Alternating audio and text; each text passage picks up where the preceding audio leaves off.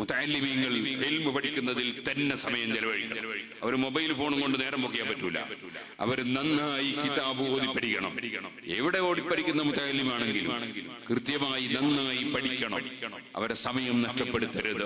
നാട്ടുകാരായ വിദ്യാർത്ഥികൾ ഉസ്താദിന്റെ അടുക്കൽ വന്ന് കിതാബ് ഓതി പഠിക്കുകയും അതോടുകൂടെ തന്നെ അവരെ സ്കൂൾ പഠനം നടത്തുകയും ചെയ്യുന്നുവെങ്കിൽ അത് വലിയ നേട്ടമുണ്ടാകും.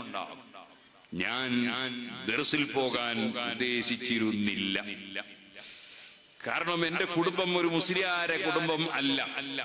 അവര് കൃഷിക്കാരും ബിസിനസ്സുകാരുമാണ്. അതുകൊണ്ട് തന്നെ ഞാൻ ദർസിൽ പോകാൻ ഉദ്ദേശിച്ചില്ല. പിന്നെ അതിന്റെ പുറമെ ഒരു മുസ്ലിയാർ ഒരു ഉസ്താദ് ഒരിക്കലും പറയുന്നത് കേട്ടു, ദർസിൽ പോയാൽ ചൊറി പിടിക്കും. അതുകൊണ്ട് എനിക്ക് ദർസിൽ പോകാൻ പേടിയാണ്.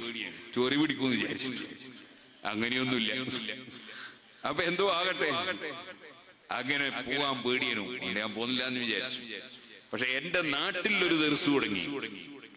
ആ ഉസ്താദ് മരണപ്പെട്ടു പോയി. അല്ലാഹു സ്വർഗം കൊടുക്കട്ടെ. കുവൈത്തിലാണ് മരിച്ചത്. അതേ കുവൈത്തിൽ ഒരുപാട് അറബികൾക്ക് ദർസ് നടത്തിയിരുന്നു. വഫാത്തായി പോയി. എന്റെ ബാപ്പക്ക് ഇൽമിനോട് വലിയ സ്നേഹമാണ്, മുതഅല്ലിമീങ്ങളോട് വലിയ സ്നേഹമാണ്, ആലിമീങ്ങളോട് വലിയ സ്നേഹമാണ്. ഒരു വലിയ ആലിം എന്റെ വീട്ടിൽ പിരിവിന് വന്നു. ബാപ്പ വളരെ ആദരിച്ച് ബഹുമാനിച്ച് ഇരുത്തിയിട്ട് മഹാനവരോട് പറഞ്ഞു, എന്റെ അടുത്ത് ഒന്നുമില്ലെങ്കിൽ നിങ്ങൾ വീട്ടിൽ വന്ന സ്ഥിതിക്ക് ഞാൻ എന്റെ ഭാര്യയുടെ സ്വർണം പണയം വെച്ചിട്ടെങ്കിലും ഞാൻ നിങ്ങൾക്ക് വന്ന കാര്യത്തിൽ സഹായിക്കാതിരിക്കൂല എന്ന് പറഞ്ഞ് എനിക്ക് ഇപ്പോഴും ഓർമ്മയുണ്ട്.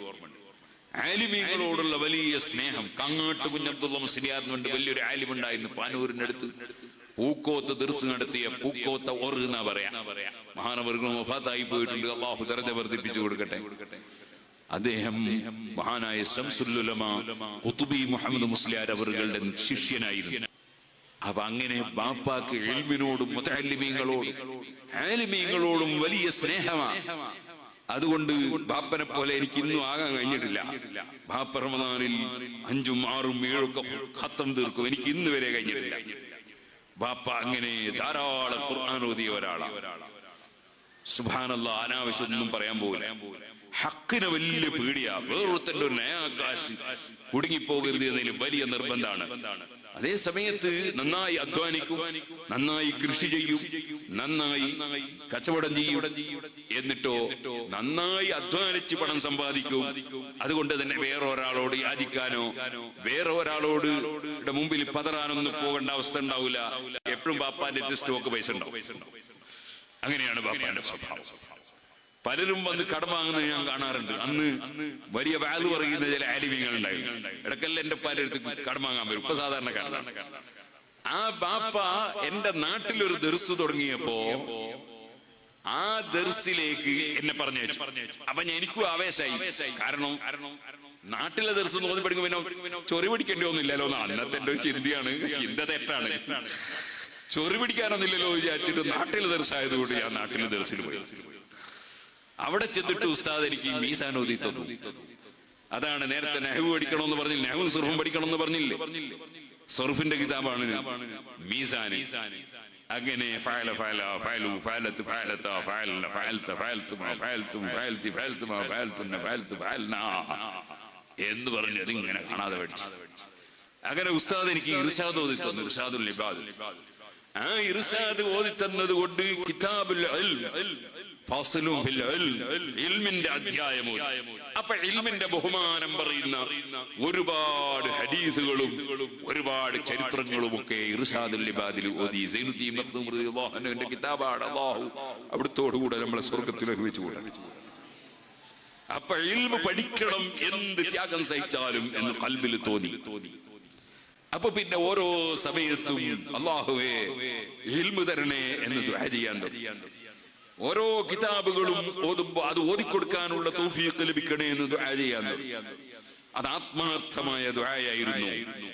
പക്ഷെ നാട്ടുന്നായതുകൊണ്ട് കളിച്ചു നടക്കുന്നതിനിടയിലുള്ള ദർസാണല്ലോ.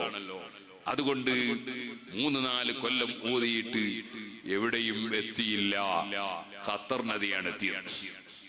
4 കൊല്ലത്തോളം ഓതിയിട്ട് ചെറിയ തുഹഫത്ത് ഓതിയിട്ടുമില്ല. എന്തോ ഒരു ഭാഗ്യത്തിന് ആ ദർസ് പൊളിഞ്ഞു കിട്ടി.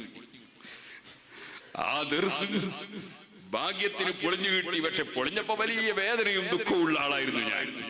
ദർസ് പൊളിഞ്ഞുള്ള കാരണം എനിക്കറിയില്ലായിരുന്നു ഈ ഇൽമു എന്ന് പറഞ്ഞാൽ നന്നായി അധ്വാനിച്ച് അതിനായി സമയം ചെലവഴിച്ച് പഠിക്കണം എന്നത് അറിയില്ലായിരുന്നു കുട്ടിക്കാലായതുകൊണ്ട്.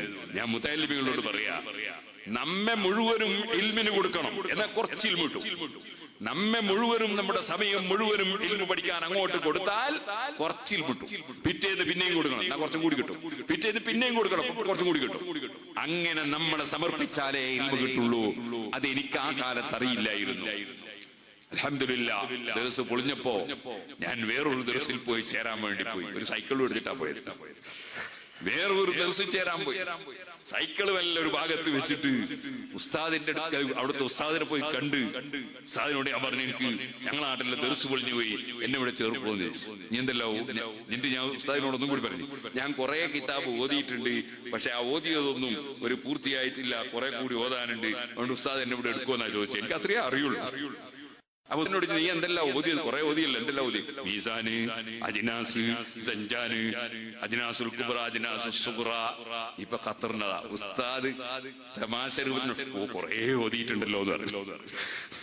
അപ്പൊ ഞാൻ വിചാരിച്ച കുറെ ഓതിപ്പോയി എന്നാണ്. ഇതെവിടെ എത്തിയിട്ടില്ല എനിക്കറിയില്ല. ഉസ്താദ് എന്നെ ദർസിൽ ചേർത്തു. ഞാൻ ആ ദർസിൽ ചെന്നു. അവിടുന്ന് തുഹ്ഫത്തുൽ വർദി, നേരത്തെ പറഞ്ഞില്ലേ ഇത് കുല്ലു ഇൽമിൻ എന്ന് പറഞ്ഞ് ബൈത്തിയിലില്ലേ ഇബ്നുൽ വർദി തങ്ങളുടെ തുഹ്ഫ, അതിൽ മുസ്തസിനത്തില്ലാ മുജബന്തം മൻസിബി വബഅദ നഫിയൻ വസബിഹി ഹിജ്തുബി എന്ന ബൈത്ത് ഉസ്താദ് ഓതി തന്നു. ഞാനത് പഠിക്കണം എന്നുള്ള ആഗ്രഹത്തിലും ആവേശത്തിലും 2 കിലോമീറ്ററോളം നടക്കണം ഭക്ഷണം കിട്ടാൻ വേണ്ടിയുള്ള വീട്ടിലേക്ക്. അതൊന്നും പിന്നെ പ്രശ്നമായിട്ടില്ല.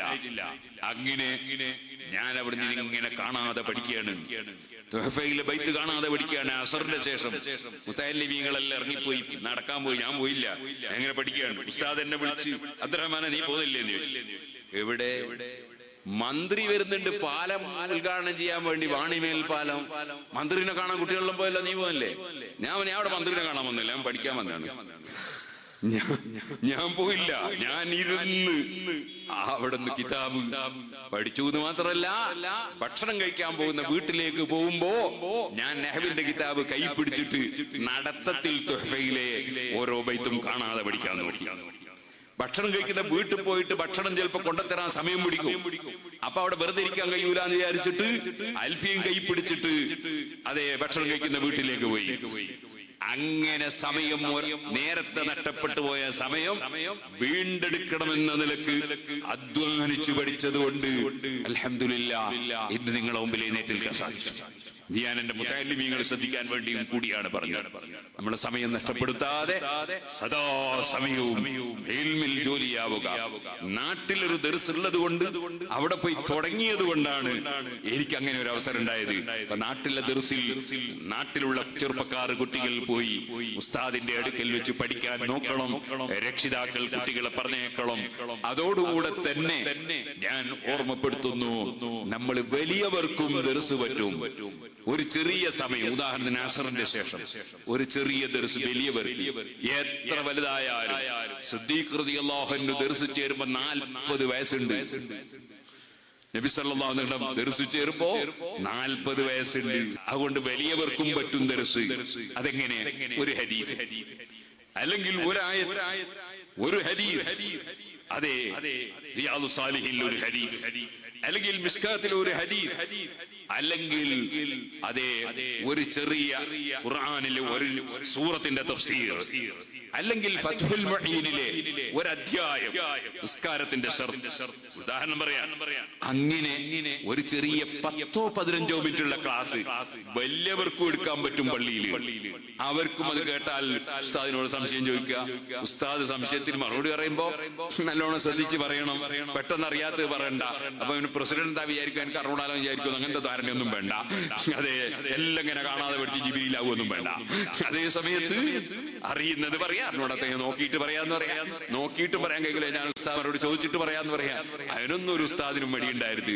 ഞാൻ പലപ്പോഴും പറയാറുണ്ട്, എനിക്കത് അറിഞ്ഞൂടാ, ഞാൻ ചോദിച്ചിട്ട് പറയാം. അതുകൊണ്ട് ആകാശം ഇടിഞ്ഞു കൊളിഞ്ഞു പോകുന്നില്ല. 4 മദ്ഹബിന്റെ ഇമാമിയങ്ങളിൽപ്പെട്ട മഹാനായ ഇമാം മാലിക് റളിയല്ലാഹു അൻഹുവിനോട് 16ഓളം മസ്അല ചോദിച്ചിട്ട് ലാ അദ്രി, എനിക്ക് അറിഞ്ഞൂടാ എന്ന് പറഞ്ഞു എന്ന് ചരിത്രത്തിൽ കാണാം. അതുകൊണ്ട് മാലിക് ഇമാമിന് വിവരമില്ല എന്നൊന്നും ആരും പറഞ്ഞിട്ടില്ല. ലാ അദ്രി നിസ്ഫുൽ ഇൽം, എനിക്കറിയില്ല എന്ന് പറയൽ അറിവിന്റെ പകുതിയാണ് എന്നാണ്. അറിയില്ല എന്ന് പറയാൻ പഠിച്ചാൽ അത് ഇൽമിന്റെ പകുതിയാണ് എന്നാണ് മഹാന്മാര് പറഞ്ഞത്. അതുകൊണ്ട് അൽഹംദുലില്ലാഹ് ദർസ് അല്ലാഹു പുരോഗമിപ്പിക്കട്ടെ, ഉയർത്തി തെരുമാറാകട്ടെ.